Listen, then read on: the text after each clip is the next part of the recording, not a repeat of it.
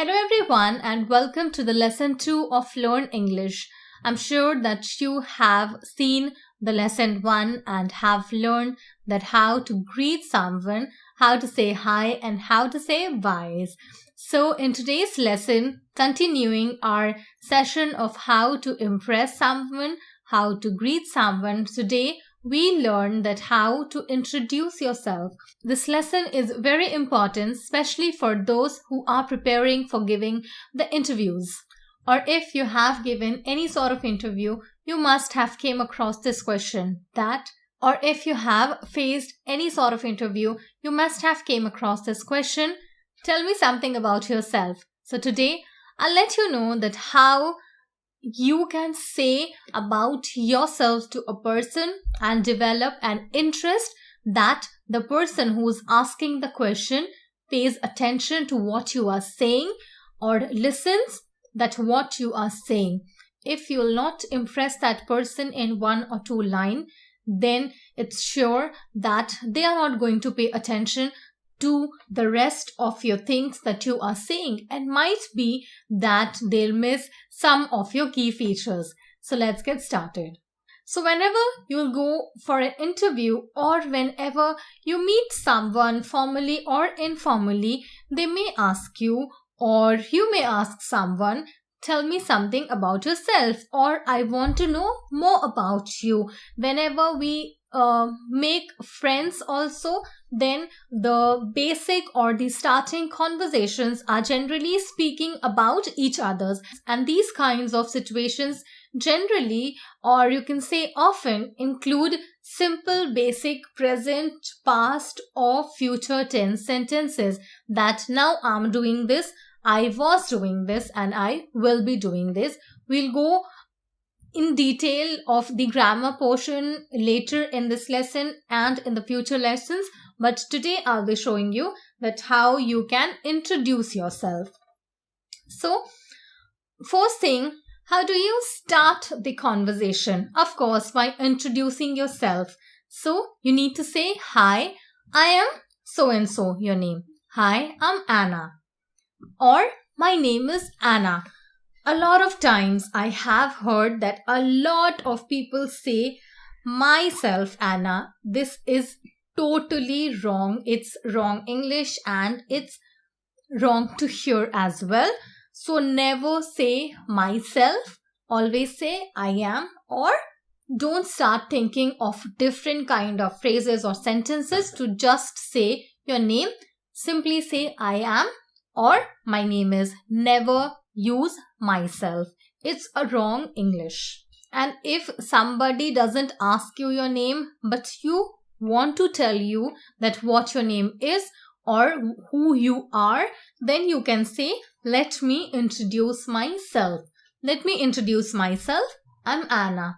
Hi, let me introduce myself. My name is Anna. So you can say, let me introduce yourself if someone doesn't ask you that, what's your name? Or when someone asks you that, what should I call you or what should I say you? You can say, you may call me Anna. Instead of can, you should use may because it sounds more polite. Now comes the informal ways or the normal ways of introducing yourself, or when someone asks you, tell me about yourself. I'm not going to the interview question. It's the general way that what all things you should include while introducing yourself. So firstly, you should say your name. My name is or I am. Where are you from? So I am from this place. Don't say I belong. A lot of time we hear that people say I belong to this place. It's wrong. You need to say I am from. There are few things that needs to be keep very basic and simple instead of putting heavy words, because then it might sound and it might get wrong. So you don't never say I belong, always say I am from. It's very simple, easy to remember. It's also simple to understand. I am from Delhi, or I am from this place. I was born in Rajasthan, but now I'm living in Delhi.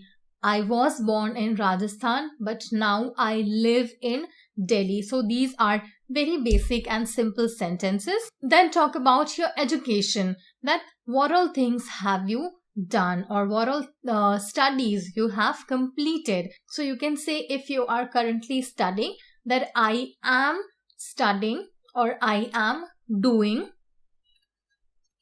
I am doing masters. I am doing my masters, or I'm on my bachelor's, or I have done. I have done. So doing becomes done. I have done. I have done my masters, or I have done BCom, or I have done BA. I have completed my graduation. So these are the few sentences that you can use to tell somebody that what all studies you have completed, or what all studies you are doing. Then of course you can say that what are your interests, or what are your hobbies, what do you like to do. So you can simply say, I like cooking, or I love to cook, I like shopping, I like watching movies, or I like reading books. Then the another thing that you can say in your introduction is about your family, that how many members are there in your family. We are 4 members in my family. I have an elder sister, or I have an elder brother, or I have a younger sister or younger brother. Or you can use we are 2 siblings. That means you and your sister, or you and your brother, we both are 2 siblings. Siblings is a word that is used for your brother or sister. It's not gender specific. It is used for both the genders. We are 2 siblings. So these were few details that you can use to introduce yourself. Firstly, your name, where are you from, about your education, about your interests, your family members, and then of course the conversation will go on and it will come to a flow where you can speak whatever you like to. Now comes the question that what answer should you give when the interviewer asks you about yourself? Tell me something about yourself, or run me through your CV. This phrase, run me through your CV, doesn't mean that tell each and everything that has been mentioned on your CV. Instead, that interviewer wants to listen that how well you represent yourself. And I'm sure that if you are not prepared and you will listen this question for the first time, at that moment your mind will stop working and you will only think that what all things should I tell to the interviewer about myself. So generally people start saying, myself Anna, because you want to sound good. I belong to Delhi. I have done masters. I don't have any work experience. I like traveling. We are 4 members in our family. You don't need to give your answer like this. So as I've told you in the previous slide that all these things sounds very wrong. Instead, you need to give more professional answers, because the interviewer is not at all interested in your personal things about your hobbies or about your family. He or she only wants to know that what kind of person you are, if you will work in a professional environment, or what all things you can share with them that the profession requires. A good answer can be like this. Hi, my name is, whatever your name is. Hi, my name is Anna. I'm a master's in commerce, or whatever study you have done. My specializations, always include your specializations, no matter you are a graduate or you are a master or whatever study or course you have done. Always include these specializations. My specializations are accounting, management, or whatever your specializations are. I am a fresher. Instead of saying I don't have work experience, avoid using negative words. don't use don't a lot or I can't a lot. Instead of saying I can't do this, you can say I'll try doing this. If you will say a negative word in your sentence, it will create a negative impact that, oh, you don't have any kind of experience, that why should I hire you? I'm a fresher. However, I have done few deep research for my college projects, or I have done this kind of work when I was in college or when I was in school, and that project or that work has provided me a lot of practical knowledge about accounting or whatever specialization or whatever, or for whatever position you are going to apply in that company or that place. And I found it very interesting. Whenever you will find a subject or a professional interesting, then only you can actually work on that profession for years. So tell the interviewer that your interest is this, and that's the reason that why I want to make a career in accounting and management or whatever field you wish. And I hope that this company, okay, then of course you need to say that why you have come to this company or why you are giving interview here. So tell that interviewer, and I hope that this company will give me a chance to fulfill my goals, and also I'm sure that I'm gonna learn a lot more and can grow in this company. Don't make the interviewer feel that you are feeling superior, or you think that I know everything and I don't want to learn any new thing and I'll do everything by myself. Let the interviewer know that you are here to learn and to grow yourself. So don't be shy if you don't know anything. Just say it that yes, I'm here to learn things, and then the things that I'll learn, it will help me to grow in the future and it will help me to get better career opportunities. So once you will practice, then instead of saying my name is, you can say my name's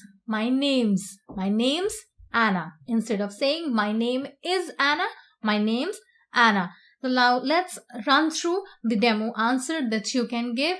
While giving your interview, be confident, because the person sitting in front of you is not sitting to judge you, in the sense of what have you done in your studies, but just he or she wants that how confidently you answer that question and how much confidence you have inside you. So no matter what all studies you have done, what's your background, the only thing that matters is how confident you are and how much confidence you are having in yourself to perform the work that you've been hired for. So be calm with full confidence, answer slowly. Hi, my name's Anna. I have a master's in commerce. My specialization are accounting, management, etc. I am a fresher. However, I have done some deep research for my college projects that has provided me a lot of practical knowledge or information about the accounting work, and I found it very interesting. That's the reason that why I want to make a career in accounting. I hope that this company will give me a chance to fulfill my goals, and also I'm sure that I'm gonna learn a lot more and can grow in this company. The next very commonly asked question is that what are your strengths or what are your weaknesses? So here the interviewer doesn't actually want to listen what your actual strength or weaknesses are. He or she just want to listen that how positive are you in your life or in your thoughts. So instead of saying I'm a very friendly person, people love being around me, I'm a very hard worker, or about your weaknesses, a lot of people say that I'm a very emotional person.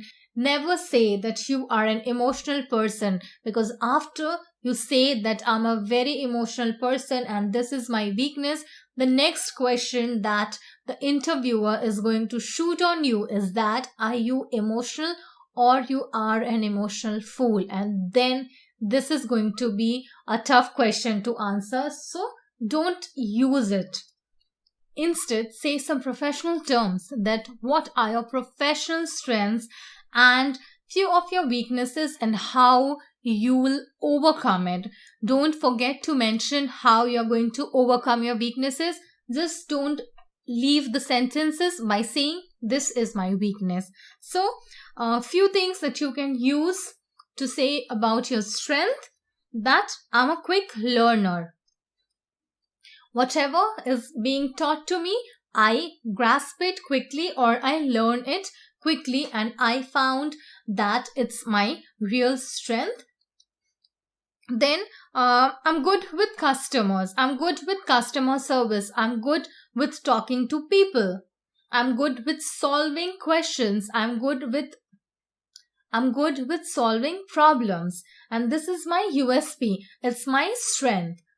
Or I'm good with languages. Maybe in your industry, language plays a very important part. So you can say that I'm good with French, or this particular language is my USP. I'm very strong at it.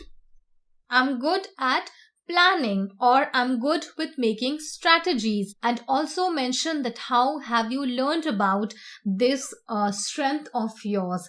You can say that while I was in college, during the project that we were making, I really found that the strategies or the planning that I have done for my group, it really went out well, and it helped me to complete the project on time. And at that point of time, I've learned that I'm good at planning, or I'm good at making strategies, or I'm good in team bonding. Or instead of saying I'm a born team leader, which may sound wrong, you can say I'm a good team player. At that point of time, I've learned that I'm good with team handling. You can say that I can work efficiently both in a team as well as I can work on a standalone project. So these are my strengths.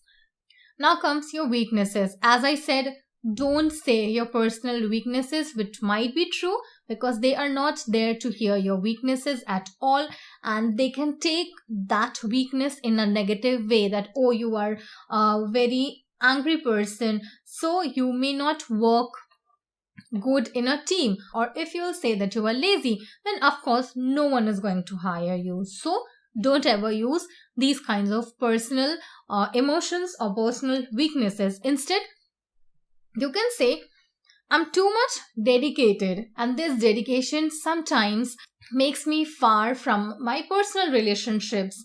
I'm too much dedicated to my work that sometimes I don't remember to have my lunch or have my dinner, or I can't get my complete sleep. So though it's a good thing to work dedicatedly, but in my case, it works as a weakness for me. So you can answer these negative kinds of questions in a positive way, and this will really going to impress the interviewer. The next important question that might hurt your brain to answer is when someone asks you that where do you see yourself in the next 5 years, or what are your future goals. Most of us doesn't have an answer for this question, because we generally don't think, or if we think that what do we want in our future, the goals are very high, and if we'll say the true answer to the interviewer, again they'll think that you're sounding arrogant. Suppose your manager will ask you that where do you want to see yourself in the coming years, and you are at the executive level. Of course, you want to answer, I want to see me in the coming years in your place, but don't give this answer. Or I want to be the CEO of the company, or I want to make a huge palace-like house. Don't give these kinds of answer. Very politely answer that I'm here to learn, and I'm sure that this company will help me to get all the knowledge, all the necessary knowledge and skills that I require to excel in my field. Don't give a blunt, short answer that I want to be the CEO of a company or I want to open a company. Very politely answer this question, because if you will answer bluntly, then it might get wrong. Also, whenever you are going for an interview, don't ever forget to read about the company.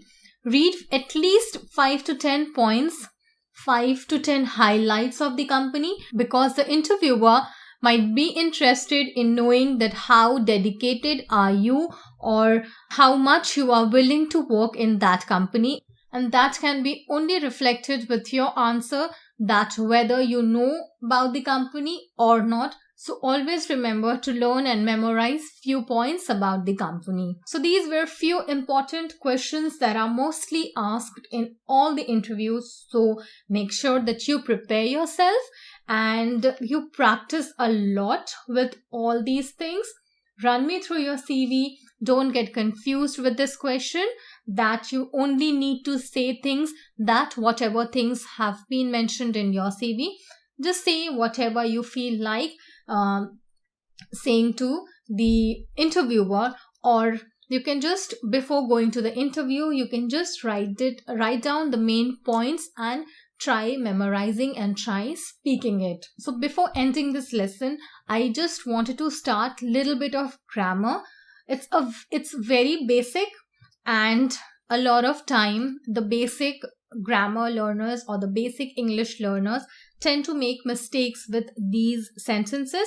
So I'll tell you about these things. So whenever you use a sentence that includes I, that's where you are speaking about yourself, that who are you, what are you doing, use I am. I am is always used with only I and not with any other word. Always use I am, no he am or he she, because when you start to memorize things, that's where things goes wrong. So don't memorize things and don't pick different kinds of word from different places and place it to just speak a sentence. I am is only used 2 or 3 times whenever you are saying about yourself. Then with he, she or it comes is. He is, she is, or it is. But when you are saying you, they, are, when you are talking about a lot of things, when you are talking to someone or a group of people, instead of is, you need to use are. If you will use he, are, it's wrong. He is singular and is singular. So is always need to be used with a singular thing. Is singular. And are is plural. When you have to use are in past tense, because are is a present tense, are when goes in the past tense, it becomes where.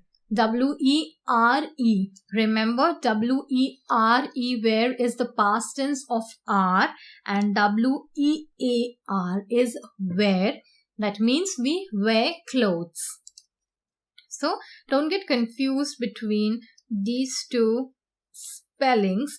W-E-A-R, wear is wearing clothes, and W-E-R-E, wear means ours, past tense. So you wear, for example, let's have a look to a sentence. So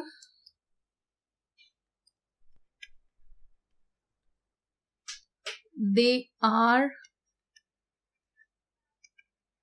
playing.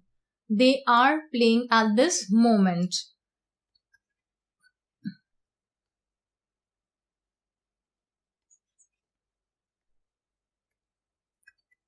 They were playing. They were playing. वो खेल रहे थे, but they are not playing right now.